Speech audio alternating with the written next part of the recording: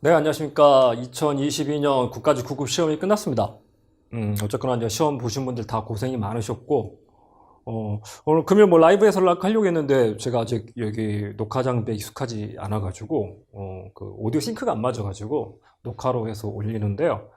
뭐 시험에 대한 총평부터 먼저 하자면, 뭐 쉬웠습니다. 평이했어요. 정말 평이했고, 뭐 예상했던 범위 밖으로 나간 문제가 거의 없었고, 뭐 과거 기출에서 100% 커버된 건 아니었지만 뭐 투자부동산 같은 게 조금 뭐 말 문제에서 잠깐 나가긴 했지만 그것들도 다 우리가 예상했던 문제고, 실제로 제가 오늘 자료를 준비하면서 뒤에 제가 객관식 회계학 페이지들을 좀 붙여봤어요.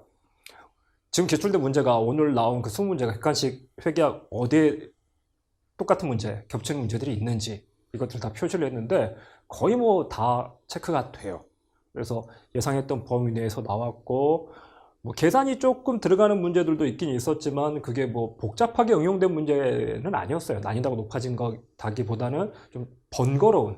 그러니까 번거로우면 시간이 좀 걸리는데, 근데 이렇게 시간이 좀 걸리게 나왔을 때 그 문제들이 우리 국어, 영어, 한국사가 어렵게 나왔다면, 그래서 거기서 시간을 많이 소비를 했다면 회계학에 할애할 수 있는 시간이 많이 없기 때문에, 그래서 회계학 점수가 낮아질 수 있는데, 이번에는 국어, 영어, 한국사도 쉬웠기 때문에 그래서 회계학에 상대적으로 투자할 수 있는 시간이 많았고, 그래서 전반적으로 어느 정도 공부를 하고 저랑 같이 충분히 연습을 하신 분들은 시간 부족을 느끼지는 않으셨을 겁니다.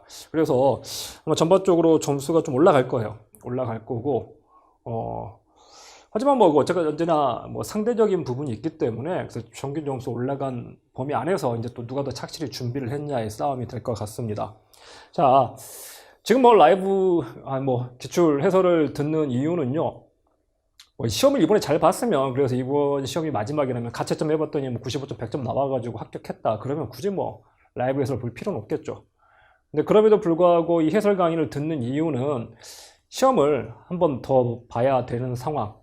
앞으로 지방직도 남았고 7급 시험도 있고 아니면 또 내년을 준비해야 될 경우도 있기 때문에, 그 경우에 이번과는 조금 다른 결과를 얻기 위해서 해설을 들을 겁니다. 그래서 이미 뭐 답도 공개됐고 다 했는데 굳이 해설 강의를 듣는 이유는 뭐냐면요. 지금 여러분이 메타인지가 제일 높아요. 제가 계속 강의 중에도 공부법 영상에서도 메타인지라는 게 되게 중요하다. 내가 뭘 알고 뭘 모르는지, 자, 이걸 해야 되거든요. 강사가 해줄 수 있는 거, 시험을 보면서 강사가 해줄 수 있는 건 중요한 것과 중요하지 않은 걸 구분해 줄 수 있습니다. 그러니까 이 주제는 공무원 9급 시험에서 빈출되는 중요한 주제다. 이건 조금 출제 가능성이 떨어지는 주제다. 그래서 중요한 것과 중요하지 않은 것들을 구분해 줄 수 있는데, 공부를 잘못하시는 분들이 어떻게 공부를 하냐면 중요한 거 열심히 하고 중요하지 않은 거 열심히 안 한다고요. 당연히 그렇게 해야 되는 거 아니야? 아니요. 진짜 중요한 건 뭐냐면요. 자, 시험에 잘 나오는 게 있고 잘 나오지 않는 것들이 있는데 이것만 가지고 공부 계획을 세워서는 안 되고, 자, 이건 시험이고요. 그 다음에 나를 잘 알아야 된다고, 나. 내가 잘 아는 부분이 있고 잘 모르는 부분이 있습니다. 그래서 이 네 가지 ABCD가 나온다고요. 자, A는 뭐냐면 시험에 자주 나오고 중요해요. 근데 내가 그걸 잘 알아요. 반면에 B는 뭐냐면요. 시험에 잘 나오고 중요한데 내가 잘 모르는 주제. C는 뭐냐면 시험에 잘 나오지 않고 중요하지 않은 주제인데 나는 잘 알아요. D는 뭐냐면 시험에 잘 나오지 않고 중요하지 않지만 나도 잘 모르는. 자, 공부를 어떻게 해야 될까요, 여기서? A를 열심히 공부할 필요가 있을까요? 아니고 내가 잘 알고 있다고요. 뻔히 시험에 나오지만 내가 그 부분은 저건 내가 완벽하게 이해를 해가지고 뭐 응용해도 충분히 잘 풀 수 있어. 그럼 이걸 공부하는 건 아니에요. 뭘 공부해야 되죠? 이걸 공부해야 되죠. 중요한데 내가 모르고 있는 거. 이게 첫 번째가 될 거고, 그 다음으로 그래서 이걸 정복하면 이 부분에서 기본적인 점수, 합격권 가능한 점수가 올라가는 거고, 그 다음에 시간이 그러고도 남으면 뒤로 가야죠. 중요하지 않지만 내가 잘 모르는 거. 중요하지 않은데 내가 잘 아는 건 굳이 뭐 반복할 필요가 없으니까요. 그래서 이쪽을 공부해야 돼요. 공부를 잘 못하는 친구들, 열심히는 아는데 점수가 잘 안 나오는 사람들 특징이 뭐냐면요. 이렇게 공부를 해요. 이렇게. 이렇게. 무슨 문제인지 아시겠나요? 이걸 열심히 한다고요. 내가 이미 알고 있는 걸 이걸 계속 할 필요가 없는데 여기다 시간 낭비를 하는 거예요. 그 시간에 차라리 이걸 한번 더 보고 난 이걸 보는 게 나은데. 그래서 뭘 해야 되냐면 강사가 중요한 것과 중요하지 않은 건 구분해 줄 수 있는데 아는 것과 모르는 것 여러분이 구분을 해야 돼요. 근데 이게 잘 안 되거든요. 잘 아는 것 같기도 하고 잘 모르는데 잘 안다고 착각하는 경우도 있고 잘 안다고 생각했는데 뭐 잘 모르는 경우도 있고 이게 되게 헷갈려요. 근데 언제 이게 명확해지냐면 시험 문제를 풀어보면 그리고 시험을 봐보면 내가 뭘 알고 뭘 모르는지 지금 오늘 시험을 봤잖아요. 여러분 틀린 거 여러분 모르는 거야. 그래서 이제 이 부분이 명확해지는 시점이거든요. 자, 그래서 지금이 소위 말하는 메타인지가 가장 높아지는 시기이기 때문에 이걸 다시 한번 점검해서 그럼 내가 틀린 문제랑 관련해 가지고 어떤 것들을 놓쳤고 어떤 주제가 부족한 건지 그걸 파악해서 이 다음 시험에 다른 결과를 얻을 수 있도록 보충을 하셔야 됩니다. 그래서 해설 강의를 듣는 거고요. 그래서 제가 해설에다가 뭐 답만 설명해 드리는 게 아니라 뒤에 이게 유닛 몇 번 주제이고 어떤 페이지에 무슨 문제가 유사한 문제인지 뭘 풀어서 보충을 해야 되는지 체크를 해뒀기 때문에 같이 그 부분과 같이 해서 해설 강의를 좀 들으셨으면 좋겠습니다. 자, 문제는 1번부터 쭉 순서대로 풀 겁니다. 그래서 혹시 내가 틀린 문제만 보고 싶다 하시는 분은 거기를 찾아가서 그 문제만 보셔도 되고요. 자, 먼저 1번 문제. 자, 주식회사 한국은 보험료 지급 시 전액을 자산으로 회계 처리하며 2001년 재무상태표상 기초와 기말 상급보험료는 각각 20만 원과 31만 원이다. 보험료 지급할 때 자산, 즉 선급보험료라는 자산으로 처리를 하는 거죠.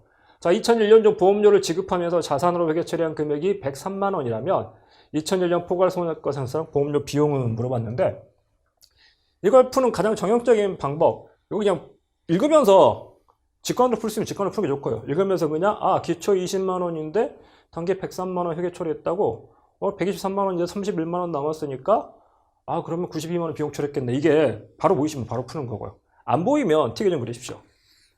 선급보험료란 T계정. 선급보험료 자산이죠. 자산의 T계정 어떻게? 왼쪽 돼서 촛불, 말. 자, 그래서 선급보험료가 기초에 얼마였다? 20만 원인 거죠. 기말에는 31만 원.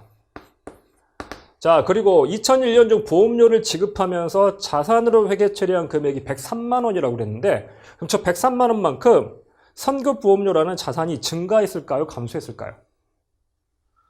보험료 지급하면서 103만 원을 선급보험료로 처리했기 때문에 선급보험료만큼 증가했겠죠. 자, 그래서 20만 원이 게 103만 원 증가했는데 자, 이 감소한 게 뭘까요? 감소한 건 뭐냐면 이제 단기에 비용을 실현해서 비용으로 바꾼 거예요. 그래서 바꾸고 비용을 실현한 다음에 남아있는 게 31만 원. 그래서 이게 얼마인지 물어보는 거거든요. 자, 왼쪽 어깨 123만 원이고 오른쪽 어깨도 123만 원이 돼야 되니까 31만 원을 빼면 자, 8만 원이 더 빠지기 때문에 92만 원. 답은 2번이 되죠. 자, 그래서 뭐 정형적인 문제입니다. T계정 가지고 풀 수 있는 직관으로 풀어도 좋고 아니면 T계정 그려가지고 풀어도 되고 어떤 기본적인 문제였고요. 자, 2번. 다음은 주식회사 한국이 2001년과 2002년에 대한의 지분상품을 거래한 내용이다. 지분상품 주식이죠. 자, 2001년 취득할 때 수수료 냈고 기말 공정가치 처분 금액. 자, 동지분상품을 단기손익 공정가치 측정금융사 FBPL 또는 FBOCI로 분류했을 경우 옳지 않은 것은 자, 먼저 FBPL 단기손익 공정가치 측정금융사 분류할 경우 2001년 단기이익은 자, 2001년에 FBPL이라면 일단 매입 수수료가 어떻게 하죠? 매입 수수료를 FBPL은 비용 처리를 하고 FBOCI는 공정가치에 가산한다. 즉 취득원가에 포함을 시킨다. 자, 그래서 FBPL 같은 경우에는 저 매입 수수료가 일단 50원이 비용 처리가 됩니다. 비용 처리가 되고 그러면 지분상품, 금융상품의 취득원가는 1,000원이 되는 거고요. 자, 근데 기말에 갔더니 공정가치가 1,100원이니까 100원 증가한 걸 뭘로 보낸다? 말 그대로 PL로. 그래서 FB 측정을 하고 PL로 보내면서 100원 증가했구나 플러스 100원 하니까 단기손익에 미치는 영향 두 금액의 합계인 플러스 50원 증가한다. 맞고요. 2번 FBOCI로 분류할 경우 2001년 기타 포괄손익 누계. 자, FBOCI라면 취득원가가 1,050원, 취득원가, 공정가치 가산에 1,050원이 되고요. 1,050원이 넘게 기말에 1,100원이 됐으니까 플러스 50원이 늘었습니다. 이걸 뭘로 인식한다. FB OCI니까 OCI. 기타 포괄 손익으로. 자, 그래서 기타 포괄 손익 누계액이 50원 증가하게 되고요. 3번 FAPL로 분류한 경우 2002년 당기 이익이 20원 감소다. 2002년 가가지고 1100원이던 걸 1080원에 처분했습니다. 자, 그러면 이거 FM대로 기준서에 나와 있는 대로 하면 어떻게 한다? 처분일에 재측정한다. 그래서 처분 시점에 재측정해보면 1100원이던 게 1080원이 됐으니까 20원 감소했고, 그리고 이제 1080원짜리를 1080원에 파는 거죠. 그래서 어쨌거나 당기손익에 미치는 영향은 마이너스 20원 감소. 자, 그래서 이걸 처분 시점에 재측정해서 재측정 손익으로 보고하던, 그 다음에 처분 시점에 재측정 손익을 처분 손익이다 라고 해서 처분 손실로 보고하던, 어쨌거나 당기 손익에 미치는 영향은 20원 감소고요.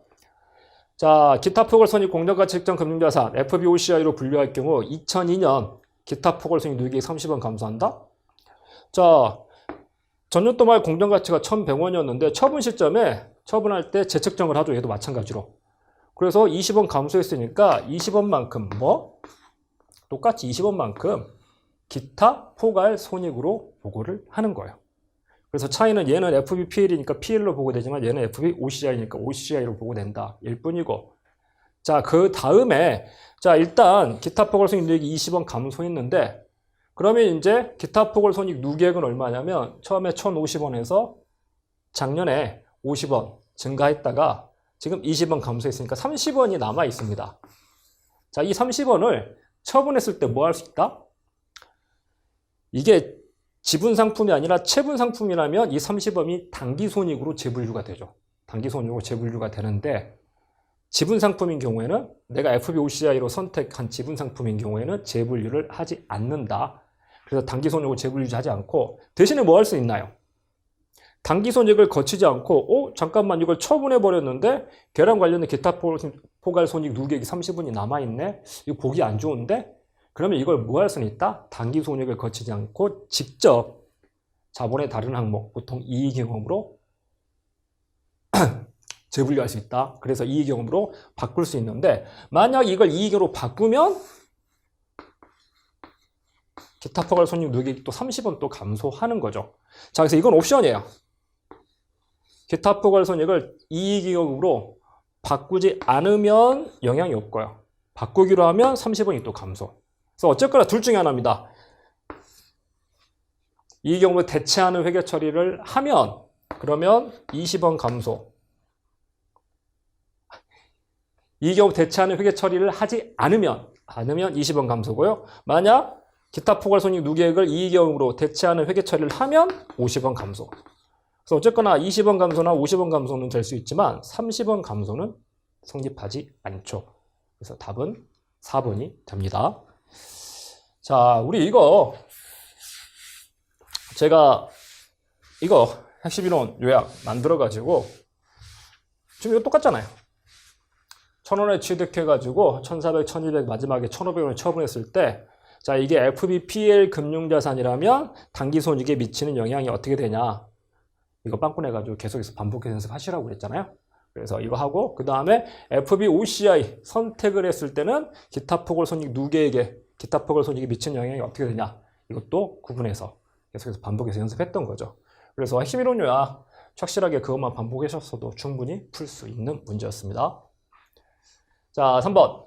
한국이 2001년 1월 1일 액면금액 100만원, 이자율 10%, 만기 3년, 매년 말 이자 지급 조건의 사차를 951980에 발행하였다. 자, 유효이자법 적용하고 있으며 시장 이자율 12%. 자, 사채 발행일에 시장 이자율과 유효이자율이 일치한다. 이게 일치한다는 건 뭐가 없다? 사채 발행비가 없다는 거고요. 자, 그랬을 때 만기일까지 3년간 이식할 총 이자 비용 얼마냐? 여러 번 풀어봤던 문제죠. 자, 이자 비용은 뭐? 액면으로 지급하는 이자. 액면으로 줘야 되는 게 100만 원에 10%인 10만 원씩. 1년에 10만 원씩 3년이니까 30만 원 줘야 되고요. 그 다음에 모두 이자 비용이다? 지금 발행할 때 951980을 받았는데 상환할 때는 100만 원을 갚아야 되는 거죠. 그래서 대략 보면 95만 2천 원 빌려가지고 4만 8천 원을 더 갚아야 되거든요. 왜? 그것도 이자로 보는 거다. 자, 그래서 이 차이 4만 8천 원 20원 더해서 4만 8천 20원. 그래서 이게 이제 처음에 발행할 때 4차 할인 발행 차금이 되겠지만 이 4차 할인 발행 차금 상각액까지도 다 뭐가 된다? 3년 동안 인식할 이자 비용이다. 자, 그래서 이 348020을 복리로 인식하기 위해서 우리가 그려주는 게 유효이자를 삼각표였잖아요. 그래서 여러 번 했던 문제죠. 348020 답은 2번이 됩니다. 자, 뭐 윤10-에서 풀었고 뭐 객관식 307페이지 있는 문제 뭐 똑같잖아요. 이렇게 액면 만원짜리를 9,490원에 발행했고 그랬을 때 만기까지 인식할 총 이자 비용이 얼마냐. 그래도 마찬가지로 액면 이자에다가 만원하고 9,490원의 차이 더해가지고 구했던. 그래서 반복해서 여러 번 풀어봤던 문제입니다. 자, 4번. 고객과의 계약에서 생기는 수익에서 측정에 대한 설명을 옳지 않은 것은 1번. 자, 기업이 받을 권리를 갖게 될 변동대가에 미치는 불확실성의 영향을 추정할 때는 그 계약 전체에 하나의 방법을 일관되게 적용한다. 자, 사실 이제 4번 문제에서 이게 이제 수익인식 기준서가 기업회 기준서 엄청 두껍거든요. 그래서 그 안에서 지문을 뽑아내면 뭐 우리가 전혀 예상하지 못한 이상한 지문들도 뽑아낼 수 있어요. 근데 그렇게 뽑아낸 지문들 우리가 평소에 다루지 않던 것들은 답일 확률은 좀 낮습니다. 그러니까 물어보는 포인트들이 있는데 그 포인트들을 물어보고 나머지 지문 4개를 끼워 맞추기 위해서 가져오는 것들 확률이 많거든요. 그래서 얘도 이거 사실 제가 자세히 다루지는 않았지만 뭐랑 관련된 얘기냐면요. 여기 1번 지문이 있고 밑에 가보면 뭐 4번? 자, 계약에서 약속한 대가에 변동금액이 포함된 경우에 고객이 약속한 제한화 영역을 이전하고 그 대가로 받을 권리를 갖게 될 금액을 추정한다. 자, 대가가 변동대가다. 그래서 뭐 그런 거 말씀드렸잖아요. 공단기가 이거 환급과정. 그래서 합격하면 돈을 돌려주는 환급과정으로 프리패스를 팔았으면 그러면 수익을 인식할 때 얼마나 많은 사람들이 합격해가지고 환급을 받을지 그럼 그건 매출에서 빼야 되니까 아직 수익으로 잡으면 안 되니까 그런 것들을 추정해야 된다. 이게 변동대가인데 자 그래서 그럼 변동대가가 포함되면 이걸 추정을 해야 되고요. 추정을 할 때 방법이 2가지가 있다고 그랬죠. 뭐랑 뭐? 가능성이 가장 높은 금액. 가능성이 가장 높은 여러 가지 금액 중에서 이게 가능성이 제일 높다는 단일의 금액이거나 아니면 확률을 반영한 추정치 1월 확률 몇 프로, 1월 확률 몇 프로 해가지고 확률을 추정해가지고 기대값이라는 걸 구할 수 있다. 그래서 가능성이 가장 높은 단일의 금액이나 기대값 이런 것들을 가지고 추정할 수 있는데 그때 이렇게 추정하는 방법 그래서 그 변동대가에 미치는 이 불확실성 영향을 추정할 때는 이 계약 전체 이 둘 중에 하나의 방법을 일관되게 적용하라는 얘기가 나오거든요. 그래서 맞고요. 그래서 4번도 맞고 1번 맞고 자 2번 그래서 1번 4번 헷갈리더라도 2번은 우리 너무 자주 반복해서 했던 질문이잖아요. 자 거래 가격은 고객이 약속한 재화나 영역을 이전하고 그 대가로 기업이 받을 권리를 갖게 될 것으로 예상하는 금액이며 자 이거 진짜 틀리면 안 되죠. 저한테 들으신 분은 제3자를 대신해서 회수한 금액은 포함하지 않는다. 그래서 대표적으로 뭐 부가가치세 같은 경우에 자기가 가져갈 수익이 아니라 나라에 납부할 손을 대신 회수해서 가져다 주는 거기 때문에 이거 포함하지 않는다. 여러 번 했던 거고 그래서 2번이 확실히 틀렸죠. 이거 다른 시험 기출문제 계리사 기출문제였나요? 거기서도 똑같이 나왔던 문제여서 그게 아마 수익인식 기준서 개정되고 나서 처음 출제됐던 문제가 이거였어요. 그래서 여러 번 강조했던 그 지문입니다. 자, 3번 거래 가격을 산정하기 위하여 기업은 재화나 영역을 현행 계약에 따라 약속대로 고객에게 이전할 것이고 이 계약은 취소나 갱신, 변경되지 않을 것이라고 가정한다. 예, 이것도 이제 기준서에 막 쭉 나열되면서 좀 당연하게 적혀 있는 문구 중에 하나입니다. 자, 거래 가격 산정할 때는 그런 계약들이 취소나 갱신, 변경되지 않을 것이라고 가정하고 수익을 인식하는 거죠. 이게 만약에 취소해버릴 거다, 막 이런 것들, 기본적으로 그런 확률을 반영하긴 하지만 그것들 제외하고는 취소, 갱신, 변경되지 않을 것이라고 가정을 기본적으로 합니다. 자, 그래서 뭐 1, 3, 4가 혹시나 생소한 지문이더라도 2번 가지고 확실히 맞출 수 있어야 되죠. 자, 이 지문, 그래, 뭐, 교재 한번 볼까요? 제가 핵심 이론 여기다 빵꾸를 아예 내놨죠. 거래 가격 산정해가지고, 거래 가격은 고객이 약속한 제한화 영역을 이전하고, 그 대가로 기업이 받을 권리 갖게 될 예상하는 금액이며, 제3자를 대신해서 회수한 금액, 예, 일부 판매세 같은 것은 뭐 한다? 제외한다라고. 그래서 빵꾸 내가지고, 계속해서 핵심 이론 요약에 빵꾸 내놓은 것들, 그것만 커버하더라도 여러 문제 맞출 수 있다니까요. 자, 여러 번 강조했던 주제이고 이게 뭐 주제별 드릴 그러니까 객관식 회계학 403페이지 가면 똑같은 문제 있어요. 객관식 회계학 403페이지. 이게 사실은 이제 계리사 시험, 2018년에 계리사 시험 수익인식 기준서 개정되고 나서 계리사 시험에서, 그러니까 그 당시 2018년에 수익인식 기준서가 처음 개정됐는데 다른 시험들에서 좀 개정된 기준서를 못 건드렸어요. 못 건드리고 있었는데 계리사가 건드렸다고요. 그래서 냈었거든요. 수익인식 기준서를. 그래서 처음 내면서 처음 냈던 문제가 이거였어요. 옳지 않은 것은 하면서 거래 가격은 제3자를 대신해서 회상 금액을 포함한다 해가지고 틀린 지문을 만들어서 여러분한테 제가 풀어드렸고, 풀면서 처음으로 이 문제가 등장했던 문제다. 출제가 그런데 다른 시험 카피할 수 있기 때문에, 참고할 수 있기 때문에 확인해둬라 라고 강조까지 했던 그런 지문입니다. 자, 5번. 국가회계 기준에 관한 규칙상 중앙관서 또는 기금의 재정운용표에 대한 설명으로 옳지 않은 것은 물어봤습니다. 1. 재정운용표는 회계년도 동안 수행한 정책 또는 사업의 원가와 재정운영에 따른 원가 회수명세를 포함한 재정운영 결과를 나타내는 재무제표를 말한다. 예, 그죠? 손익계산서, 손익을 국가회계에서는 재정이라고 부르고, 그 재정운용표는 원가에서 수익을 빼가지고 결과를 나타낸다. 자, 2번. 중앙관서 또는 기금의 재정운용표는 프로그램 순원가, 재정운영 순원가, 재정운영 결과로 구분해서 표시한다. 어떻게 그러겠죠? 프리, 배분, 순환 결과. 사물함 프리하게 배분하다가 순환해서 배분한 결과다 해서 프리, 배분, 순환 결과 구분해서 표시하고요. 3번. 프로그램 순원가는 프로그램을 수행하기 위하여 투입한 원가 합계해서, 자, 다른 프로그램으로부터 배부받은 원가를, 그러니까 다른 프로그램으로부터 배부받은 원가다. 그러면 내가 배부받았으니까 그걸 더해야겠죠. 빼고가 아니라 더하고고요. 그 다음에 내 원가인데 내가 다 부담을 하기가 뭐 부담되거나 그래가지고 다른 프로그램한테 넘겨준다. 그래서 다른 프로그램에 배부한 원가는 넘겨줬으니까 빼줘야 되죠. 그래서 좀 유치하게 빼고 더하고를 바꿔놨죠. 그래서 다른 프로그램부터 배부 받았으면 더하는 거고, 다른 프로그램에 배부를 하면 빼는 거죠. 어떻게 보면 당연한 얘기입니다. 자, 프로그램 수행 과정에서 발생한 수익 등을 빼서 표시한다. 그래서 비용에서 수익을 빼서 표시한다는 거고요. 3번이 틀렸고. 4번. 비배분 비용은 국가회계 실체에서 발생한 비용 중 프로그램에 대응되지 않는 비용. 그게 비배분 비용이 정의죠. 또 비배분 수익이 마찬가지로 발생한 수익 중 프로그램에 대응되지 않는 수익이다. 답은 3번이 틀렸고요. 자, 이거 유닛 01-04 가서 보시면 여기 국가회계 프로그램 순원가에서 타 프로그램에서 배부받은 원가는 더하고 프로그램 배부받은 원가는 차감해서 구한다는 거. 제가 정부에게 정식 교재를 발간하지 않고 이번에 그냥 특강 형태로 했지만 그 안에 다 나왔던 문제죠. 핵심을 요약해서 다 나왔습니다. 다뤘던 문제입니다.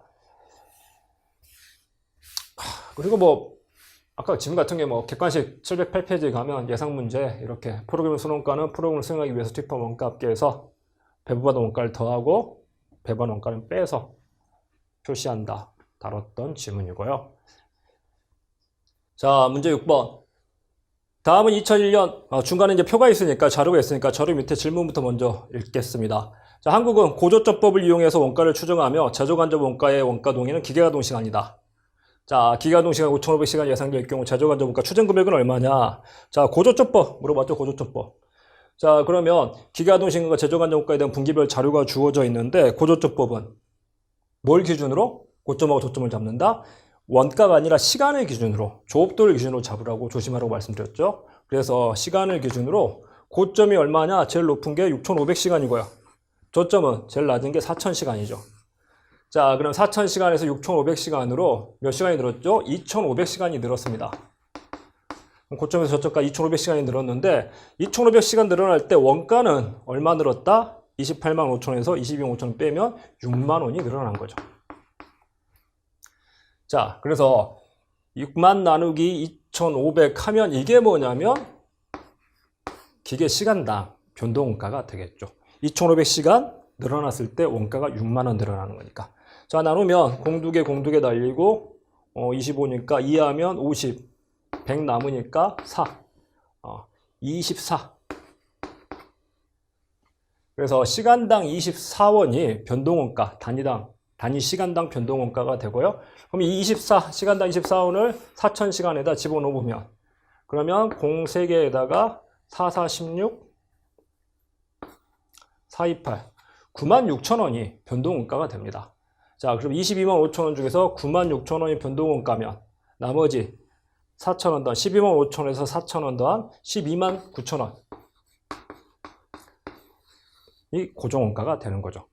자, 그러면 원가 항수, 원가식은 어떻게 되냐면요. 24 곱하기 기계시간 플러스 12만 9천 원이 되는데, 자, 이때 기계가동시 5,500시간, 2002년 1분기 5,500시간을 예상된다? 그럼 집어넣으면 되죠. 그럼 5,500 곱하기 24, 그럼 공 두 개에다가 55 곱하기 24 하면 54, 20, 54, 20, 22, 그 다음에 520, 520, 110, 그다음에 132, 000, 13만 2천 원이 되니까 여기에다가 12만 9천 원 더하면 1000에 6, 26만 1천 원이 되죠. 그래서 답은 3번이 됩니다. 그래서 뭐 우리 시험 계산기가 없는데 조금 계산이 딱딱딱 뭐 떨어지진 않고 두 자릿수 곱하기를 해야 되니까 조금 까다롭긴 했지만 뭐 이 정도는 어려운 응용은 아니죠. 자, 7번. 얘도 마찬가지로 저희 객관식 책 보면 유닛 5-1, 원가 유닛 5-1에서 했던 고조점법 했고요. 객관식 612페이지 가보면 똑같이 이렇게 선행관계 때 과거 자료 주고 다음 달 기계시간이 130시간으로 예상되면 고조점법에서 추정되는 전력비 원가가 얼마가 될 거냐. 똑같이 뭐 숫자만 바뀌었지, 그 자료만 좀 다르지, 똑같이 풀이법이 똑같은 문제 많이 풀어봤었고요. 자, 7번. 다음은 한국의 2001년 상품 매입 및 매출 관련 자료다. 선입선출법을 적용할 경우 2001년도 기말 재고자산과 매출 총액을 바르게 연결한 것은, 그러니까 원가 흐름의 과정에서, 그러니까 이번에 보면 뭐 안 나오냐, 뭐 저가법이나 이런 것들, 손상차손 이런 것들 다 나오지 않았어요. 그러니까 이번 시험이 쉬웠다는 게 앞에 사실 우리가 프레임을 잡을 때 취득 원가, 그 다음에 기말 평가, 그 다음에 처분 이런 게 있으면 기말 평가에 있어서 저가법, 뭐 손상차손이나 이런 것들 등장할 때 좀 어려워지는데 이번에 그런 문제가 거의 안 나왔거든요. 얘도 마찬가지로 재고자산에서 기본적인 원가 흐름 과정만 가지고 물어봤습니다. 그래서 기말 재고자산과 매출총액이 얼마냐? 원가 흐름이 선입선출법일 때 그럼 하면 되죠. 자, 기초 20개, 매입 30개, 또 매입 20개. 그러면 플러스 70개인데 나간 거 매출은 50개가 나갔죠. 그럼 기말이 20개 남아있겠네요. 그럼 기말이 20개 남아있는 거, 이 원가 얼마냐? 선입선출이니까 마지막에 사온 거. 마지막에 20개. 딱 이거죠. 180원. 개당 180원에 사온 거니까 그럼 얘의 원가는 20개 곱하기 180 하면 3,600원. 그래서 기말 재고자산은 3,600원 일단 되고요. 그 다음 매출 총액을 물어봤습니다. 매출 총액을 물어보면 그러면 매출액에서 매출 원가를 빼야 되죠. 일단 매출액은 25개는 300원에, 25개는 320원에 팔았습니다. 그러면 326, 355에서 7,500원. 25 곱하기 320 하면 520, 224, 5, 그 다음에 5, 3, 15, 3, 2, 6, 7. 그러면 8,000원. 합계 15,500원이 매출액이 되고요. 자, 그 다음 매출 원가는 앞에 사온 것들 20개 150원, 그 다음에 30개 200원. 이게 원가가 되죠. 이건 기말적으로 가고 20개 150원이면 3,000원이 되고 30개 200원이면 6,000원. 합쳐서 9,000원이 매출 원가가 되는 거죠. 15,500에서 9,000원 빼면 6,500원이 매출 총익이 됩니다. 그래서 답은 4번. 그래서 뭐 시간이 기말 재고 구하고 매출액 구하고 매출원가 세 가지를 다 구해야 되기 때문에 시간이 조금 소요되긴 하지만 제가 처음에 말씀드린 대로 이번 시험이 이렇게 시간이 부족한 시험, 뭐 이 문제나 앞에 것들 같이 조금 곱하기가 두 자릿수 곱하기들이 막 등장하고 그래가지고 계산기 없는 시험에서 조금 계산할 때 좀 번거롭긴 했지만 긴장하지 않고 풀었다면 충분히 풀 수 있는 문제들이죠. 자, 이거 마찬가지로 앞에서 객관식 하면서, 앞에서가 아니라 객관식 하면서 많이 했던 문제들이죠. 자, 이렇게 매입 매출 주고 월초 매입 매출 자료 똑같잖아요. 숫자만 다르고 이렇게 주고 선입선출법을 적용했을 경우에 기말 재고 얼마냐. 그때 이제 제 책에는 134페이지에 선입선출법, 총평균법 각각 기말 재고 얼마냐, 기말 재고 물어본 문제 있었고 또 다른 문제에서 거기서도 몇 장 넘겨보면 드릴 문제 가가지고 똑같이 또 자료 주고 이번에는 선지선취법 적용했을 때 매출 총액은 얼마냐. 그래서 이렇게 따로 물어봤던 걸 묶어가지고 하나의 문제로 출제되긴 했지만 계속 풀어봤던 문제들이고요. 자, 문제 8번. 2001년 1월 1일 설립한 주식회사 한국의 자본 관련 거래는 다음과 같다. 자, 이에 관련된 설명 옳은 것은 쭉 나왔는데, 자, 1월 1일 보통주 1000주를 주당 120원에 발행하고 주식 발행 관련된 직접 비용 700원의 현금 지급하였다.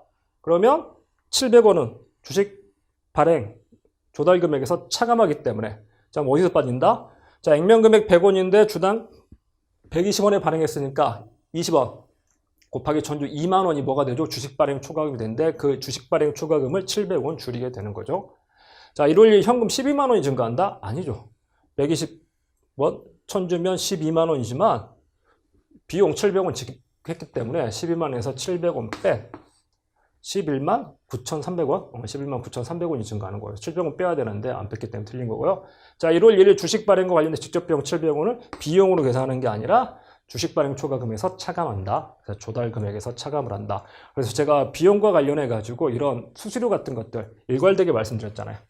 자산, 부채, 자본. 그래서 돈이 나가면 이쪽에 뭔가 적어야 되는데 자산 관련 수수료면 왼쪽에 적히니까 자산 관련 수수료는 더하게 돼 있고 부채나 자본 관련 수수료는 부채나 자본은 오른쪽에 적혔는데 왼쪽에 적으니까 부채를 차감하거나 자본 조달 금액, 자본을 차감하게 된다고. 그래서 이렇게 자본을 차감하는, 비용 처리하지 않고 자본을 차감하는 거고요. 그래서 간접 비용이면 비용 처리하지만 직접 비용은 자본 조달 금액에서 차감을 하고. 3번 7월 1일. 자, 7월 1일 봤더니 보통주 1000주를 주당 90원. 액면 금액 100원인데 90원이면 10원씩 주식 할인 발행을 한 거죠. 할인 발행을 했고 직접 비용 발생하지 않았다. 자, 이때 자본금은 뭔가요? 액면 금액이죠. 그래서 액면은 100원 곱하기 1000주에서 10만 원이 증가합니다. 10만 원 증가하니까 틀렸고. 자, 12월 31일 재무상태표에 주식 발행 초과금으로 표시될 금액.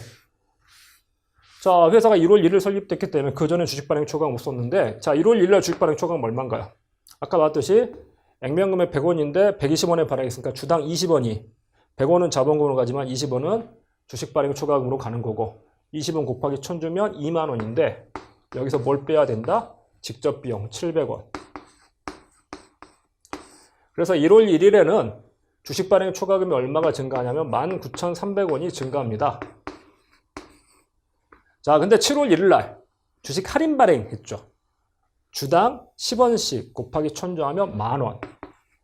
주식 할인 발행 차금이 발생하는데 주식 할인 발행 차금은 어떻게 한다? 주식 발행 초과금이 있으면 서로 상계한다. 자, 그래서 상계를 하고 나면 얼마 남는다? 9,300원이 남아서 12월 31일에 부고가 되는 거죠. 자, 그래서 답은 4번이 맞고요. 자, 얘도 마찬가지로 주식 발행과 관련해가지고 주식 발행 초과금 계산하는 거. 금방 그 주식 발행 초과금 계산하는 게 포인트잖아요.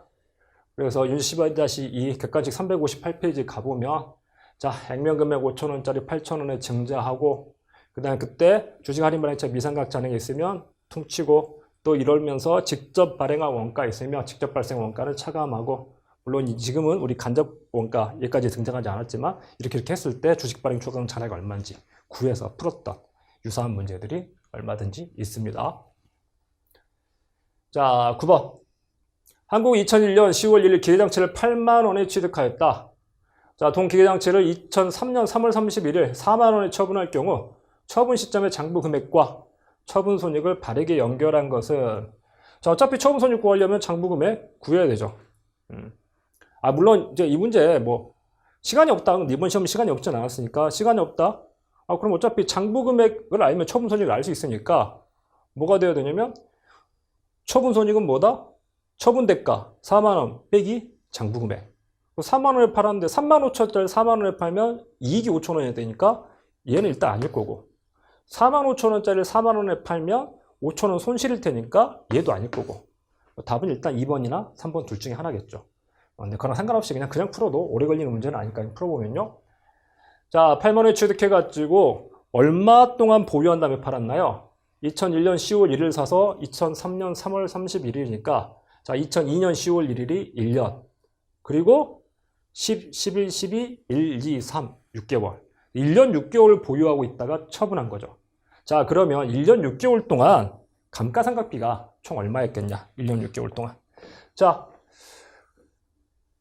감가상각 방법 연수합계법입니다. 8만 원에 취득해가지고 잔존가치는 5천 원 빼주고 그럼 7만 5천 원이 감가상각 대상 금액인데 연수합계법 자 5년이니까 1부터 5까지 1, 2, 3, 4, 5 더하면 15조 15고 처음 1년은 15분의 5가 될 거고 둘째는 15분의 4인데 얘의 절반 6개월만 지난 거죠.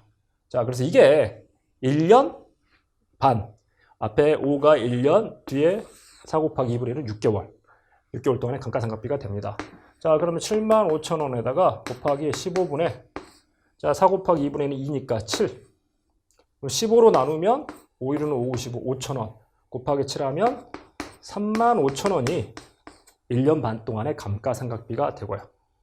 자, 그러면 장부금액 얼마일 거냐? 8만 원 취득했는데 1년 반 동안 감가상각 누계액이 3만 5천 원이니까 4만 5천 원이 장부금액이 되고 4만 5천 원짜리를 4만 원에 처분하면 5천 원 손실. 답은 3번이 되죠. 얘도 마찬가지로 거의 똑같은 문제 풀어봤었잖아요. 자, 객관식 238페이지 가보면 마찬가지로 기간 똑같습니다. 2001년 1월 1일 오늘 10월 1일인데 1월 1일 그 차이는 있지만 1월 1일 사가지고 1년 반 뒤인 7월 1일 2000년 7월 1일 감가상각법 연수합계법 똑같이 그래서 1년 반 동안 연수합계법 상각한 다음에 160만 원 처분했을 때 처분손익 얼마냐 똑같은 문제죠. 그래서 똑같은 문제들 연습했던 문제고요. 자 10번 한국은 2001년 1월 1일 기회장치를 130만 원에 취득하면서 정부로부터 상환 의무 조건이 없는 정부보조금 20만 원을 수령하였다. 자, 이걸 2002년 12월 30일 2년 지나서 70만 원에 처분한 경우 유용자산 처분손익 얼마냐. 자, 이런 문제 나오면 어떻게 해라? 그냥 정부보조금만큼 싸게 샀다고 생각하고 풀어라. 물론 모든 정부보조금이 그렇게 풀리진 않지만 역대 기출문제들은 다 그 방법으로 풀린다고 했습니다. 그래서 그 방법으로 안 풀리게 내면 어차피 풀기가 어렵기 때문에 그냥 그렇게 풀라고 제가 말씀드렸죠. 그래서 130만 원이 아니라 얼마에 샀다? 20만 원 뺀 110만 원에 샀다. 그래서 저 기회장치 110만 원 이상 기회장치라고 생각을 해보면 자 2년 뒤에 장부금액 얼마일 거냐? 2년 보유하다가 처분했잖아요. 좀 전에 문제가 되게 유사한 문제죠. 자 잔존가치 10만 원이니까 빼주고요. 감가상각 대상금은 100만 원인데 정액법으로 생각합니다. 내용 4년. 그럼 1년에 생각비는 얼마? 25만 원. 근데 2년 생각하는 거죠. 딱 2년 채우고 팔았으니까. 그러면 1년에 생각비 25만 원, 2년이면 50만 원. 생각비가 50만 원, 2년 동안 50만 원이니까 그러면 장부금액은 얼마가 된다? 110만 원이던 게 50만 원 생각하고 60만 원이 남습니다. 자, 이 60만 원짜리 70만 원에 처분한 거예요. 그럼 10만 원 이익이겠죠. 그래서 유용자산 처분 이익이 10만 원. 답은 1번. 그래서 이렇게 그냥 복잡하게 풀 게 아니라 정부 보조금만큼 싸게 110만 원에 취득했다라고 생각하고 똑같이 풀어버리면 된다. 자, 얘 마찬가지로 객관식 226페이지에 있는 자, 정부 보조금 4,000원 수령해서 기회장치 취득한 다음에 이걸 똑같이 2년 있다가 18,400원에 처분했을 때 유용자산 처분손익 얼마냐. 숫자만 다르고 완전히 똑같잖아요. 물론 이제 계리사 문제긴 합니다. 자, 그래서 제가 우리 시험 말고 다른 시험들 기출문제들 좀 풀어보셔라. 계속해서 강조시켜드렸던 거고요. 그래서 이상한 문제, 좀 이상한 강사가 만들어낸 이상한 문제 푸느니 그냥 다른 시험 기출문제 그걸 더 풀어보는 게 훨씬 우리 시험에 목적 적합합니다. 자, 11번. 유형자산 재평가 모형에 대한 설명을 옳지 않은 것은 했습니다. 1번. 최초 인식 후에 공정가치를 신뢰성 있게 측정할 수 있는 유형자산은 재평가일의 공정가치에서 이후에 감가상각 누계액과 손상차손 누계액을 차감한 재평가 금액을 장부금액으로 한다. 그래서 유형자산 재평가가 아주 종합판이라고 하는 게 유형자산은 세 가지 제가 가치를 측정하는 세 가지 모형 역사적 원가 HC가 있고 그다음에 삼각부 원가 AC가 있고 그다음에 공정가치 FB가 있는데 유형자산 다 든다고 그랬잖아요. 토지, 그다음에 삼각자산, 비삼각자산, 토지, 그다음에 삼각자산 그리고 재평가. 근데 또 어려운 게 재평가를 하면 재평가에다 플러스 뭐까지 한다? 삼각을 같이 한다. 왜? 재평가를 해마다 해야 되는 건 아니니까. 투자부동산 같은 경우에는 공정가치 모형을 측정하면 공정가치를 해마다 산출해가지고 단기손익으로 보내기 때문에 감가상각을 할 필요가 없다고 그랬잖아요. 그래서 안 한다고 그랬잖아요. 근데 유형자산 재평가는 매년 하는 게 아니라 매 3년, 매 5년마다 하는 것도 있기 때문에 그러면 5년에 한 번씩 자산 재평가를 하면 그 5년 동안은 그대로 둘 거냐? 그 기간 동안 뭘 한다? 원가 모형처럼 상각을 해간다. 그리고 어떻게 하든지 손상차손, 저가법은 다 적용하는 거니까 뭘 하든지 플러스 저가법이니까. 그래서 유형자산에 대해서는 재평가 모형, 재평가를 하더라도 재평가하고 나서 거기서 그 이후에 감가상각 누계과 손상차손 누계 얘를 추가로 해 금액을 장부금액으로 하는 거고요. 자, 2번 자산의 장부금액이 재평가에서 증가된 경우. 자, 자산 재평가는 수평선 그리라고 했잖아요. 그래서 이 위에서 움직이는 것들은 뭐가 되고 OCI의 영역이고 아래에서 움직이는 것들은 뭐 PL의 영역이다. 자, 자산의 장부금액이 재평가로 증가된 경우에 그 증가액은 기타 포괄손익 인식하고 재평가 잉여금을 감옥으로 자본에 가산한다. 자, 그러나 동일한 자산에 대해서 이전에 PL로 인식한 단기손익 인식한 재평가 감속이 있다면 거기까지는 그래서 이 수평선 아래에서 움직인 올라온 부분까지는 뭘로? 단기손익으로 인식을 해라 하는 거고. 자, 3번 자산의 장부금액이 재평가로 인해서 감소된 경우 감소되면 뭘로? PL로 가는 거죠. 기타 포괄손익이 아니라 단기손익으로 인식하고요. 자, 그러나 그 전에 자산에 대한 재평가 잉여금을 인식한 잔액이 있다면 그 금액까지, 즉 이 위에서 움직이는 것까지는 뭘로 한다? 기타 포괄손익으로 인식한다. 그래서 단기손익과 기타 포괄손익을 받고 나서 3번이 틀린 거죠. 그래서 여러 번 했던 말로도 설명을 드렸고 계산 문제로도 여러 번 풀어봤던 주제입니다. 자, 4번 특정 유형자산을 재평가할 때 해당 자산이 포함되는 유형자산의 유형 전체를 재평가한다 말씀드렸죠. 그래서 뭐 날짜가 며칠씩 차이가 나면서 순차적으로 할 수는 있지만 어쨌거나 내가 재평가 어떤 자산만 골라가지고 그러니까 유형자산 분류별로 토지를 재평가한다 그러면 토지는 다 해야 된다고 그랬잖아요. 건물을 재평가한다 그러면 건물은 다 해야 되고 그리고 할 때 같은 기간에 전부 다 같이 유형자산 전체를 같은 유형 전체를 재평가한다. 자, 3번이 틀렸고 자, 얘 같은 경우에도 이게 사실 객관식 256페이지에 32번 문제 봐보세요. 지문 3개 똑같아요. 자, 재평가에 대해 설명을 적절하지 않은 것은 해서 1번 특정 유형자산 재평가할 때 해당 자산에 포함된 유형자산 분류 전체를 재평가한다. 4번 지문하고 똑같고 2번 재평가에서 증가된 경우에 증가액은 기타 포괄손익 재평가액 과목으로 자본에 가산한다. 자, 재평가에서 감소된 경우에 그 감소액은 부의 기타 포괄손익을 인식하고 아니다. 뭘로? 단기손익으로 인식한다. 똑같이 물론 이제 뒷부분을 너무 앞에 문제 이제 지문 그 뒤에 것까지 다 접붙여서 길지만 앞부분만 적혀 있지만 같은 문제들 말로도 풀어봤었죠. 자,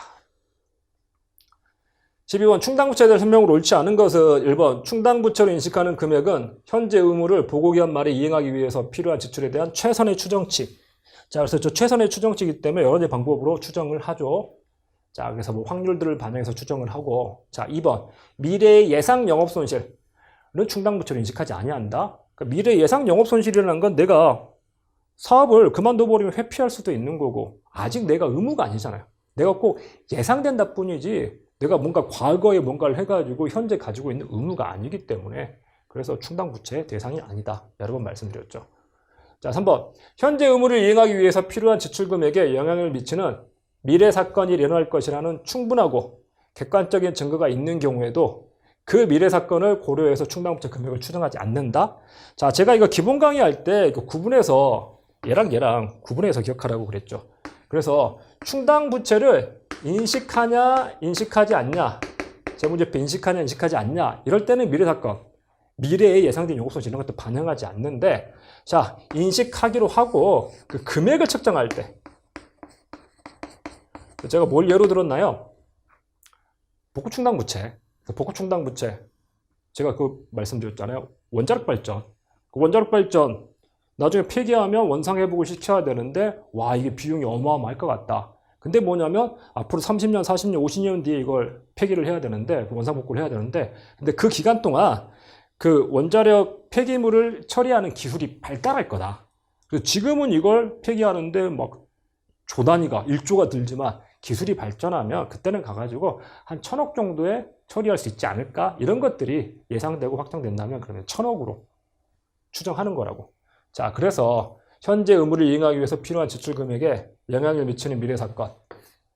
자, 원자력 발전소를 원상복구를 시켜야 되는데 그 원상복구 시키는 데 들어간 금액에 영향을 미치는 미래 사건, 기술의 발전이 일어날 것이라는 충분하고 객관적인 증거가 있는 경우에 그 경우에는 어떻게 한다? 그 미래 사건을 고려해서 충당부채 금액을 추정한다. 추정하지 않는다니까 틀렸습니다. 4번 화폐의 시간가치 영향이 중요한 경우에 충당부채는 의무를 하기 위하여 예상되는 지출액의 현재가치로 평가한다. 기본적으로 현재가치 평가하는데 우리 현재가치 평가하지 않는 거 뭐 있다? 이연법인세만. 그래서 이연법인세가 실현되는 시점을 확정할 수 없기 때문에 그래서 이연법인세에 대해서는 현재가치로 측정하지 않고 또 뭐 유동으로 분류하지 않고 전부 다 비유동. 이연법인세 자산이든 부채든 다 비유동으로 분류한다고 했죠. 자, 그래서 이건 말문제 특강하면서 저 3번 지문을 이렇게 말문제 특강 따로 했는데 거기서 이렇게 하나씩 나와줘야 되죠. 말문제 특강하면서 말문제 특강자로 86페이지 봐보십시오. 미래 사건에 대해서 이거 빵꾸내가지고 핵심 이론 요약처럼 빵꾸내가지고 자, 여기 있잖아요. 현재 의무를 이행하기 위해서 필요한 지출 금액에 영향을 미치는 미래 사건이 일어날 것은 충분하고 객관적인 증거가 있는 경우는 그 미래 사건을 어떻게? 고려해서 충당부채 금액을 추정한다. 자, 그래서 반영하지 않는다. 틀린 지문이 나왔죠. 그래서 이것도 마찬가지로 짚어드렸던 내용이고요. 자, 13번. 배터리가 약한지 잘 안 먹네요. 자, 13번. 한국은 2001년 말 결산 중 다음 항목에 대한 기말 수정분계가 누락된 것을 발견하였다. 자, 누락된 기말 수정분계가 2001년 당기순이익에 미친 영향은 딴 기간 후 월할 계산한다. 자, 이런 문제 풀 때 직관으로 풀 수 있으면 직관으로 푸는 게 제가 제일 좋다고 그랬죠. 그 직관으로 풀 수 있으면 직관으로 풀고. 그래서 직관으로 풀면 이렇게 푸는 거죠. 자, 2001년 7월 1일 1년치 보험료 12만 원을 현금 지급하고 전액 성급보험료로 처리했다? 1년치 보험료 12만 원 중에서 7월 1일 날 지급했으면 6개월은 올해 거죠. 나머지 6개월치는 내년 거지만 2022년 거지만 저중에 절반은 올해 거니까 그래서 절반이 6만 원은 올해 비용인데 전부 다 자산 잡아버렸으니까 비용을 6만 원 잡아줘야겠구나. 이렇게 하는 거고요. 2001년 1월 1일 자산으로 계산된 소모품 20만 원 중 기말 현재 보유하고 있는 소모품 10만 원이다? 아, 그러면 소모품을 10만 원 사용했네. 그러면 소모품 줄이고 10만 원으로 줄이고 그만큼을 소모품 B라는 비용 처리를 해야겠죠. 소모품 사용한 거니까. 자, 2001년 3월 1일 사무실 일부를 임대하고 1년치 임대료 24만 원을 현금으로 수령하면서 전부 다 수익으로 처리해버렸다? 근데 3월 1일부터 1년이면 올해는 10개월. 그리고 나머지 2개월치는 내년의 수익인데 전부 올해 수익으로 처리해버렸으니까 내년 수익인 2개월치는 수익에서 차감을 해줘야겠죠. 그래서 한 달에 2만 원씩이니까 2개월치면 4만 원. 4만 원은 올해 수익이 아니니까 수익에서 빼주는. 그래서 당기순이익에 미치는 영향은 6만 원, 16만 원, 20만 원. 마이너스 20만 원. 그래서 답은 4번 20만 원 감소 이렇게 되는 거고요. 만약 이게 이렇게 직관으로 그냥 봐서 딱딱딱 안 적힌다 하면 어떻게 하셔라? 회정수 하시라고요. 회정수. 아, 이게 느낌이 딱 안 온다 그러면 뭐가 좀 헷갈리고 올라 안 보인다 그러면 회정수로. 회사가 어떻게 했지 손익? 그다음 바르게 하면 손익이 얼마지? 수정하자. 자, 회사 첫 번째 성급보험료. 회사 어떻게 했나요? 전액을 성급보험료로 처리했으니까 전액을 성급보험료로 처리했으니까 수익이나 비용으로 처리한 금액은 없는 거죠. 전부 자산 잡아버렸으니까. 그래서 2001년에 회사가 인식한 손익은 제로예요. 근데 바르게 하면 저 12만 원 중에서 6만 원 7월부터 1년치 12만 원을 줬으니까 그중에 절반이 6만 원이 올해 비용이네. 바르게 하면 6만 원을 비용 처리를 해야 된다고요. 그러면 바르게 한 거에서 회사가 한 걸 빼면 수정은 마이너스 6만 원이 되는 거고요. 자, 2번. 자, 회사가 어떻게 했냐? 소모품 20만 원 자산으로 계상해놓고 아무것도 안 한 거예요. 자산만 계상해놓고 손익은 인식 안 했죠. 그래서 마찬가지로 손익 인식한 건 0이에요. 근데 바르게 하면 어떻게 되냐? 바르게 하면 20만 원 중에서 10만 원 쓰고 10만 원 남아있으니까 10만 원 쓴 걸 뭘로? 소모품 비용으로 인식해야겠네. 그래? 그러면 정에서 회를 빼면 또 마이너스 10만 원이 되는 거고요. 세 번째 거. 사무실 임대하고 1년치 임대료 24만 원을 전액 수익으로 처리했다? 회사가 어떻게 했다? 전액 수익으로 24만 원을 수익으로 처리했구나. 근데 바르게 하면 24만 원이 수익이 아닌 거죠. 얼마만? 3월 1일부터 1년치니까 2달치는 올해 수익이 아니네. 그래서 10개월치 12분의 10, 한 20만 원만 수익이 돼야 되는 거죠. 그럼 바르게 한 거에서 회사 걸 빼면, 회사 한 걸 빼면 마이너스 4만 원이 되는 거죠. 그래서 수정할 금액의 합계는 마이너스 6, 마이너스 10, 마이너스 4에서 마이너스 20만 원. 그래서 20만 원 감소가 된다. 답은 4번.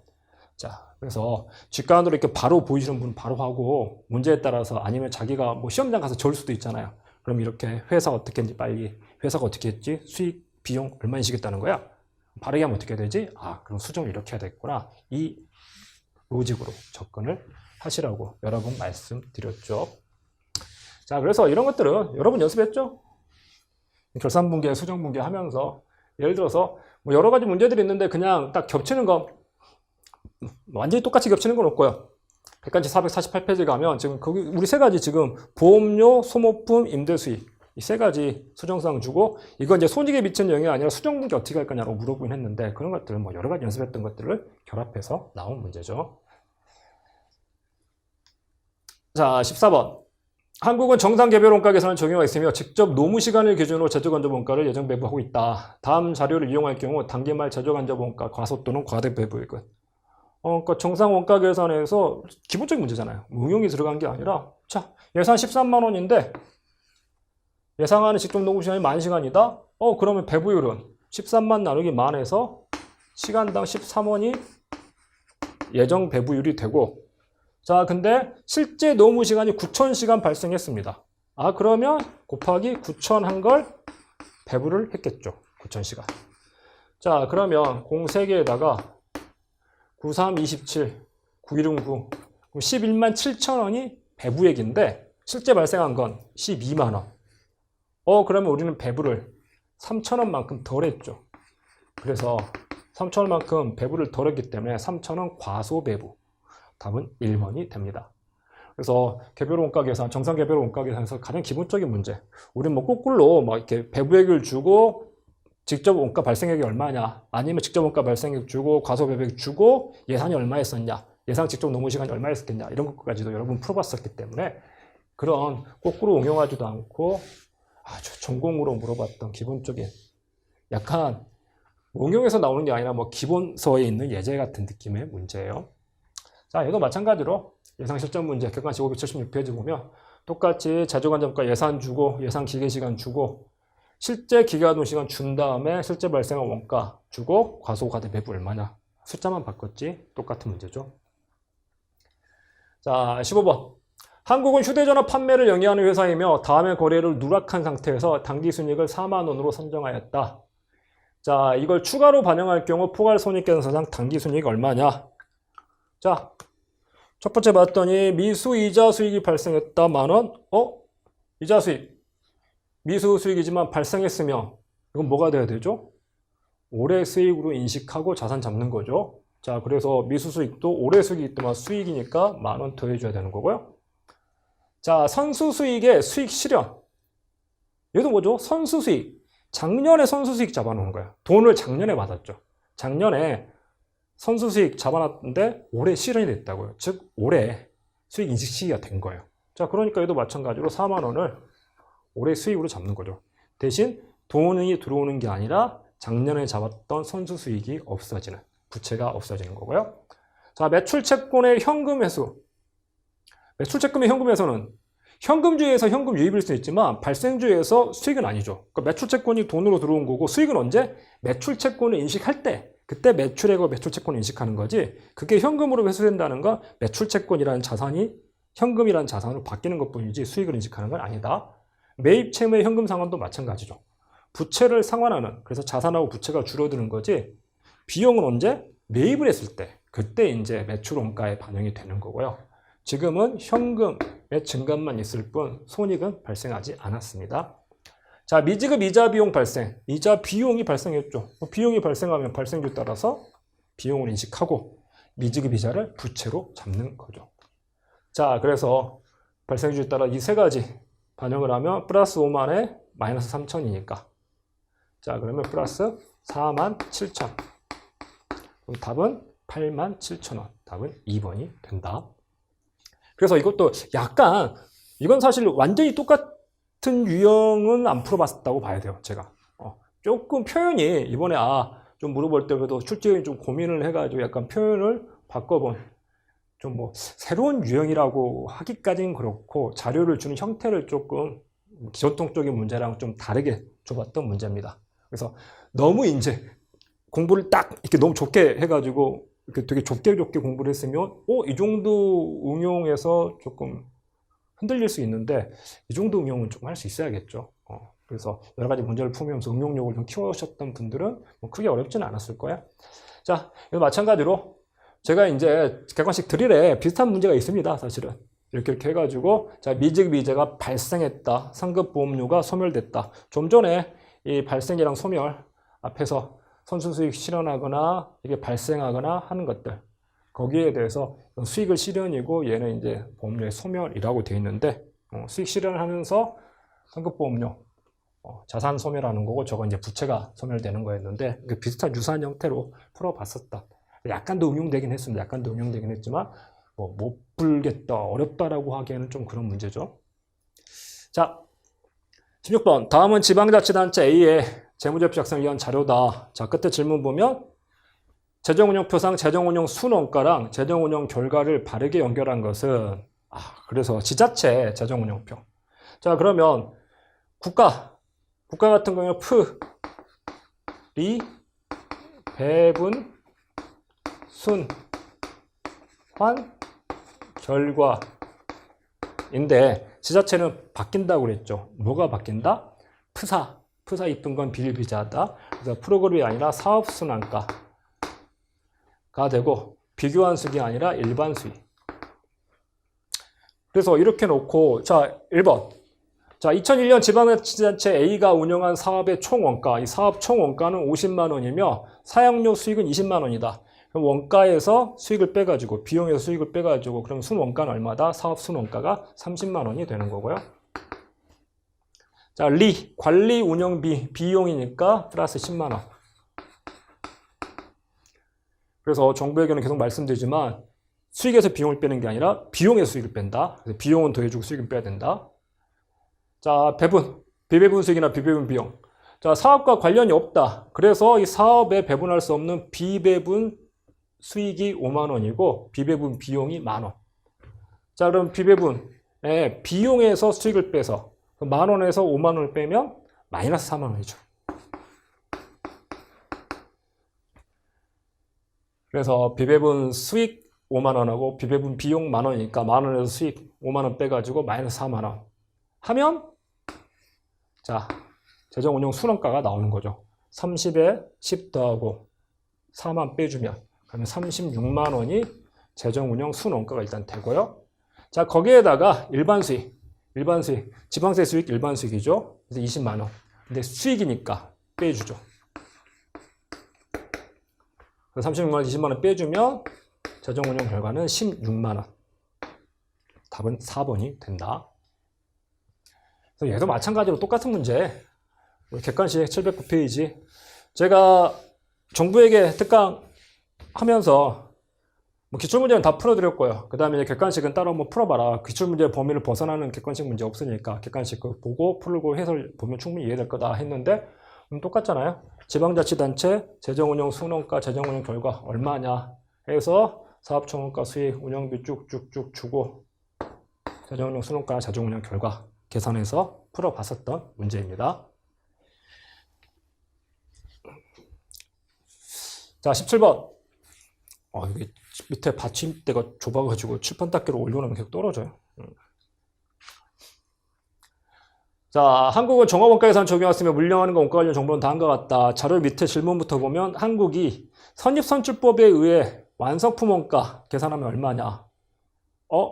종합원가 계산인데 완성품 원가까지 물어봤습니다. 그러니까 완성품 환산량 그리고 환산량을 알면 완성품 단위당 원가가 나오고 그걸 가지고 완성품의 원가를 구할 수 있는 거죠. 자, 그래서 얘는 좀 시간이 걸리는 문제이긴 해요. 종합원가 계산에서 마지막 완성품 원가까지 물어봤고요. 자, 직접 재료 공정 초기에 전량 투입되며 가공원가는 공정 전반에 걸쳐 균등하게 발생한다. 일반적인 가정이고, 자, 기초제공품 첨단위 가공가 완성도 50%, 단기 착수량 4,000 단위, 완성품 3,000 단위. 물량 흐름부터 파악하면 기초가 1,000이고 착수가 4,000, 합계 5,000인데 이 중에서 단기 완성이 3,000이고요. 자, 공선 및 감소는 없다고 그랬으니까 기말 제공품은 2,000이 될 겁니다. 자, 근데 선입선출법, 원가 흐름이, 물량 흐름이 아까 우리 밑에 질문 봤을 때 선입선출법 가정했기 때문에 선입선출법이면 기초랑 단기 착수를 구분해 준다. 자, 기초가 얼마? 1,000. 1,000 단위고 가공가 완성도 50%, 그럼 마이너스 50%. 그러면 단기 완성한 거, 단기 착수해서 완성한 거 2,000개고요. 기말 제공품의 완성도도 50%입니다. 자, 그럼 먼저 완성품 환산량부터 한번 구해보면, 자, 재료랑 가공원가, 재료비랑 가공원가 구분해가지고, 재료는 기초에 다 들어가는데 이건 전부 다 전기에 재료가 다 들어갔죠. 그래서 단기에 재료 들어가는 건 없고, 자, 2,000개는 단기에 다 들어가고, 기말 2,000개는 진행률 50%지만 공정 초기에 전량 투입되니까 2,000개가 다 들어가는 거죠. 그래서 완성품 완산량은 4,000개가 되고요. 이제 제가 혼자 찍기 때문에 카메라가 안 움직여요. 그래서 제가 화면 밖으로 사라지더라도 당황하지 마시고요. 네, 저를 보는 것보다 화면 문제를 보는 게 더 중요하니까요. 자, 가공원가는 자, 1,000개에 대해서 50% 진행됐으니까 단기 50% 진행해서 500개. 그리고 단기 착수해서 완성한 건 2,000개. 그리고 기말 제공품 50%니까 2,000개 곱하기 50%에서 1,000 하면 3,500개가 됩니다. 자, 그러면 이제 완성품 완산량 단위당 원가. 자, 단기 발생 원가가 2만 원. 선입선출법은 기초는 빼고 단기 발생 원가만 가지고 일단 단위당 원가를 구하는 거죠. 그래서 2만 원 나누기 4,000 하면 단위당 원가는 50원, 5원이 되는 거고요. 4, 5, 20, 5원이고요. 자, 그다음에 2,100 나누기 21,000 나누기 3,500 하면 21,000 나누기 3,500 그러면 3, 6, 18, 5, 6, 30 6원이 되는 거죠. 자, 이 상태에서 선입선출법에 의한 완성품 원가를 물어봤는데, 자, 어떻게 구하는 게 좋냐면요. 전체 원가에서 기말 제공품 원가를 빼면, 그러니까 전체 원가에서 기말 제공품 원가를 빼면 단기 완성품 원가가 남거든요. 우리 그러니까 T계정이면 기초, 단기 매입, 기말. 그러면 이게 되잖아요. 그래서 기초 원가가 지금 18,000원. T계정으로 그려보자면 기초 원가가 18,000원이고요. 단기 발생 원가가 합쳐서 41,000원이죠. 자, 단기 완성품의 원가를 물어봤는데 이건 뭐냐면 그럼 이 합계 59,000원에서 기말 제공품 원가를 빼면 된다고요. 자, 기말 제공품 원가는 얼마냐면 기말 제공품 환산량이 2,000개인데 재료 원가는 단위당 5원이니까 10,000원. 그래서 재료 원가는 10,000원이 되고 그 다음에 가공 원가의 완성품 환산량 1,000개인데 단위당 6원이니까 6,000원. 합쳐서 16,000원이 돼요. 전체 59,000원이 돼야 되는데 기말 제공품 16,000원이니까 빼면 43,000원이 단기 완성품의 원가가 되죠. 답은 4번이 됩니다. 자, 그래서 종합원가 계산에서 아마 이번 시험에서 27번 문제가 정답률이 그나마 정답률이 제일 낮았을 거예요. 지금 공단기에 입력된 자료 보니까 17번이 뭐 어려워서라기보다는 시간이 좀 오래 걸리는 문제다 보니까 뭐 시간이 충분하지 않아가지고 17번 봤더니 야 완성품 원가까지 구해야 돼? 야 그럼 이건 난 건너뛰었다가 다시 시간 남으면 올래. 이렇게 하셨다면 잘하신 거예요. 전략적으로 잘한 겁니다. 지금 뭐 풀어보시면 알겠지만 17번 문제 빼고 나머지 문제가 뭐 이상 뭐 시간이 더 오래 걸리거나 시간을 잡아먹거나 난이도 어려운 문제 없었거든요. 그래서 이번 시험 좀 무난했기 때문에 앞에 다른 과목에 쉬워가지고 회계학에 투입할 시간이 충분히 남았다. 그러면 17번도 쭉 풀면 되고요. 이번에 그 막 후기들 지금 뭐 커뮤니티나 올라온 거 보니까 막 시간이 부족했다 보다 어떤 경우가 많았냐면 제가 그거 하지 말라고 그랬잖아요. 모의고사 보면서 회계학 마지막에 두지 말라니까요. 이번에 보니까 뭐 회계학을 마지막에 푸는 바람에 막 20분 남겨놓고 풀었는데 막 쫄려가지고 못 풀겠더라. 막 그래서 망했다. 뭐 우르르 찍었다. 회계학 마지막에 두지 마세요. 회계학. 그런 것들을 연습하기 위해서 모의고사 같은 것들을 보는 겁니다. 자, 그래서 이번에 혹시나 그렇게 시간 배분을 잘못해가지고 실수를 하셨다면 다음에는 같은 실수를 하지 않도록 조금 전략을 바꾸시고요. 자, 그래서 얘도 마찬가지로 뭐 이런 문제도 풀기 많이 풀었죠. 객관식 103페이지 가면 똑같이 이렇게 주고 선의선출법 적용해가지고 완성품 원가, 단기 완성품 원가 얼마냐, 완성품 원가까지 풀어보는 문제들. 관세사 문제. 우린 계산기가 없기 때문에 제가 우리 시험에서 계산기 없이 계산할 수 있도록 숫자를 좀 바꾸고 했는데 변형해가지고 여기까지도 연습을 했었습니다. 연습을 했었고. 근데 연습을 했더라도 시간이 좀 걸리는 문제긴 해요. 18번. 재무보고를 위한 개념체계에서 측정에 대한 설명을 옳지 않은 것은 이거 제가 전략적으로 준비를 하라고 말씀을 좀 드렸죠. 표로 정리를 해드렸고 왜 그러냐면 이 측정 기준 재무보고 개념체계가 개정이 됐는데 다른 것도 뭐 질적 특성은 옛날부터 많이 물어봤던 거고 제가 그 말씀 드렸잖아요. 출제원 입장에서 질적 특성은 이제 뭐 더 이상 물어볼 것도 없고 이번에 질적 특성이 막 크게 막 바뀌었다 그러면 바뀌었다 하면 신나게 내겠지만 거기보다 오히려 이 측정 기준이 구체화되면서 자세하게 기재가 됐고 거기에서 네 가지를 구분해 가지고 물어보기 좋은 것들이 많다. 그래서 제가 표로 정리해 가지고 말로 하면 너무 기니까 표로 정리해 가지고 구분해 두셔라 했던 내용이 나온 겁니다. 자, 1번. 자산을 취득하거나 창출할 때 역사적 원가는 자산의 취득 또는 창출에 발생한 원가의 가치로서 자산의 취득 또는 창출하기로 지급한 대가와 거래 원가를 포함한다. 그래서 거래 원가에 대해서 취득 시 거래 원가, 처분 시 거래 원가 구분해서 말씀을 드렸잖아요.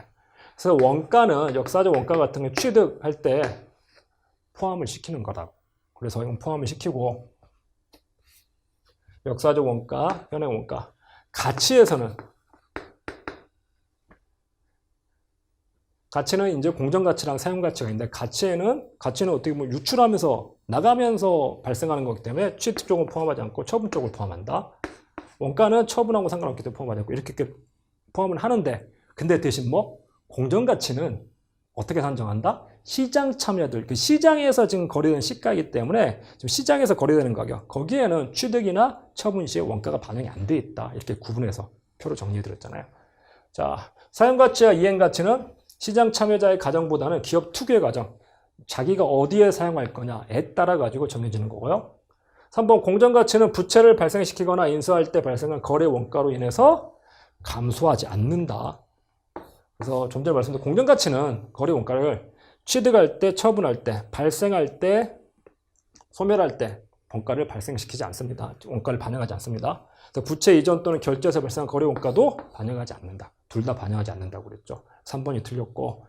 자, 자산의 현행 원가는 측정일 현재 동등한 자산의 원가로 측정일에 지급할 대가와 그 날짜 발생할 거래 원가를 포함한다. 그래서 역사적 원가나 현행 원가 둘 다 원가는 취득하는 거래 원가를 포함을 한다. 그래서 제가 이거 측정 기준 비교해가지고 저렇게 이게 유입가치냐 유출가치냐 역사적 원가나 현행 원가는 유입이고 공정가치, 사용가치, 가치는 유출이다.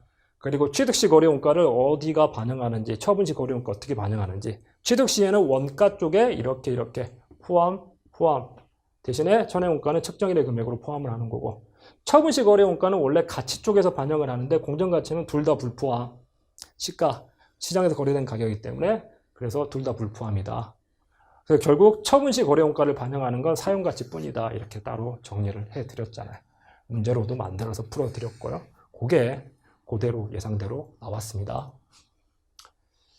자, 19번 자산별 회계처리에 대한 설명을 옳지 않은 것은 1번 무형자산의 상각 방법은 자산의 경제적 효익이 소비될 것으로 예상되는 형태를 반영한 방법이어야 한다. 맞죠? 다만 이게 이제 제가 유형자산하고 차이다. 기억해 두셔라. 그래서 무형자산은 따로 공부하는 게 아니라 유형자산은 차이점 위주로 공부를 해라 하면서 이거 다만 그 형태를 신뢰성 있게 결정할 수 없는 경우에는 정액법을 사용한다. 앞에 얘기는 유형자산과 똑같은데 뒤에 단서조항이 무형자산에만 있다고 여러 번 강조했던 지문이고요. 2번 부동산 보유자가 부동산 사용자에게 부수적인 용역을 제공하는 경우가 있다. 제가 이거 예를 들어 설명했죠. 뭐? 호텔 가지고 말씀드렸잖아요. 호텔 그리고 또 뭐도 말씀드렸냐면 사무실 관리비 이 둘의 차이 자, 그래서 부동산 보유자가 부동산 사용자에게 부수적인 용역을 제공하는 경우 그래서 호텔 같은 경우 호텔은 뭐죠? 공간을 빌려준 다음에 다른 서비스 제공하는 거예요. 근데 뭐가 더 크다? 호텔 같은 경우에 다른 서비스가 더 중요하다는 거죠. 그래서 뭐 호텔 입장에서 그 호텔 건물은 투자 부동산이 아니다. 유형자산이 된다. 진짜 중요한 건 그 임대가 아니라 이 부수적인 용역이 부수적인 게 아니라 그 오히려 더 본질적인 용역이기 때문에. 근데 사무실 같은 경우에는 사무실 빌려준 다음에 청소 같은 거 해준다고. 저도 지금 여기 공간 뭐 한 달에 관리비 얼마씩 내고 막 이러거든요. 그래서 이 관리비. 그래서 이 관리비를 얘기하는데 부동산 보유자, 이 건물주한테 제가 관리비 내주거든요. 사용자한테 부수적 용역, 관리 용역을 제공하는 거죠. 청소 뭐 해주고 뭐 별로 뭐 해주는 거 없는 것 같던데요. 화장실 유지는 비워주더라고. 그래서 그 관리 용역을 제공하고, 자 그때 이 전체 계약에서 그러한 용역, 이 관리 용역의 비중이 경미하다. 별거 아니다. 그러면 뭐 이게 뭐 중요하다 그러면 호텔처럼 뭐 중요하다 그러면 그건 별도의 서비스가 되고 이 자산이 투자 부동산이 안 되는데 이게 경미하다면 그러면 부동산 보유자는 당해 부동산을 자가사용 부동산이 아니라 뭘로? 투자 부동산으로 분류를 하는 거죠. 임대가 주된, 그래서 임대 목적의 부동산은 투자 부동산이 되는데 임대가 주된 서비스 영역이고요. 부수적으로 제공하는 관리는 되게 사소한 것이기 때문에 그렇게 사소하다면 그럼 이건 투자 부동산으로 분류를 하는 거다. 자가사용 부동산이 아니다. 말씀드렸던 내용이고요. 3번 정기적인 종합검사 과정에서 발생하는 원가가 인식기준을 충족한다. 자, 그래서 이건 뭐다? 후속원가 할 때 얘기했던 거죠. 이렇게 되면 대체나 정기적인 지출, 종합검사 이럴 때는 유형자산 일부가 대체되는 것으로 보아 해당 유형자산의 장부금액에 포함해서 인식한다. 말씀드렸고 4번 재고자산을 순실현 가능 가치로 감액한 평가손실 그리고 모든 감모손실은 감액이나 감모가 발생한 기간에 비용으로 인식이 되죠. 그래서 그게 뭐 영업비용으로 인식되냐 영업외 비용으로 인식되냐 이게 옛날에는 구분했는데 지금 현행 국제배 기준에 구분이 안 돼 있지만 그래서 만약에 문제로 나오면 문제에서 주는 가정에 따라서 어떨 때는 매출원가 어디까지 매출원가로 보는지 어디까지 기타 비용으로 보는지 구분하라고 그랬지만 매출원가로 가든 기타 비용으로 가든 결국에는 비용으로 인식되는 거니까요. 4번이 맞고 답은 2번이 자가부동산 사용부동산이 아니라 투자부동산을 분류해야 되니까 틀렸습니다. 그리고 이 문제 제 책에서 끝까지 299페이지 펼쳐보면 나와요. 자, 이게 뭐 계리사 기출문제 가져와서 제가 풀어봤던 건데 투자부동산 회계처리에 관한 설명을 옳지 않은 것은 해가지고 쭉쭉 자 4번 부동산 소유자가 부동산 사용자에게 부수적인 용역을 제공할 때 관리비 같은 거 관리 서비스 해줄 때 전체 계약에서 해당 용역의 비중이 중요한 경우 그렇다면 이 중요한 경우가 뭐다? 이게 호텔이 되는 거다. 그 경우에는 부동산은 투자 부동산이 아닌 자가사용 부동산을 분류를 하고 이게 중요하지 않다면 앞에처럼 중요하지 않다면 그때는 뭘로? 중요하지 않다면 투자 부동산으로 분류를 하는 거다. 중요하면 자가사용 부동산이 되는 거고. 자, 그래서 구분해서 말씀을 좀 드렸던 내용입니다. 자, 20번. 한국은 화학재료 4,000kg을 투입해서 정제공정 거쳐서 3대2로 연산품 A, B. 자, 결합원가 다음과 같다. 밑에 봤더니 자, 결합 제품의 킬로당 판매 가격은 A가 킬로당 40, B가 킬로당 60. 자, 이 결합원가를 분리점에서의 판매가치법에 따라서 배분할 경우 연산품 B에 배분되는 결합원가 얼마냐? 자, 우리 결합원가에서 사실은 분리점 판매가치법은 제일 쉽죠. 이것보다 이제 뭐 순실현가치법이 조금 더 어렵고 균등일법이 이익률 계산해서 좀 복잡하고 판매가치법은 그냥 판매가치 비율대로 뿌립니다. 자, 지금 결합원가, 뭐 직접 재료원가, 직접 노무가, 제조원가 구분을 했지만 구분할 필요 없이 그냥 어쨌거나 50만 원 발생했고요. 자, 이 50만 원을 제품 A랑 B에 얼마씩 배부할 거냐?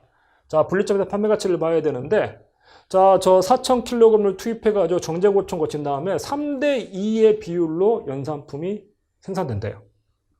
그래서 뭐냐면 A가 3, B가 2만큼 나온다고요. 그러면 A는 4,000 곱하기 5분의 3, 60%. 64, 24에서 2,400kg가 나오는 거고 B는 5분의 2, 40%, 4, 4, 16에서 1,600kg가 나오는 거죠. 자, 그래서 2,400, 1,600kg가 나오는데 자, 키로당 판매 가격이 A는 40원, B는 60원. 자, 그러면 A는 분리점에서 판매 가치가 얼마냐면요. 428, 4416, 03개에다가 4416, 428, 96,000원이 되는 거야. B는 03개에다가 66에 36, 6일은 6, B도 마찬가지로 판매 가치가 96,000원이 되는 거죠. 그 둘이 판매 가치가 같기 때문에 그럼 이 50만 원 어떻게? 똑같이 5대5로. 그래서 B에 배부되는 결합 원가는 얼마냐면 25만 원이. A에도 25만 원, B에도 25만 원이 배부가 되는 거죠. 그래서 답은 1번이 됩니다. 자, 그래서 얘도 마찬가지로 우리 객관식 책에서 결합 원가를 분리점에서 상대가치 분리점에서의 상대적 판매 가치를 사용해서 배분한다면 제품의 A의 배분된 결합 원가는 얼마냐 해가지고 똑같이 풀었던 문제입니다. 자, 그래서 전반적으로 보시면 알겠지만 이번 시험에서 틀린 문제, 여러분이 틀린 문제는요, 이건 좀 변명의 여지가 좀 많지 않아요.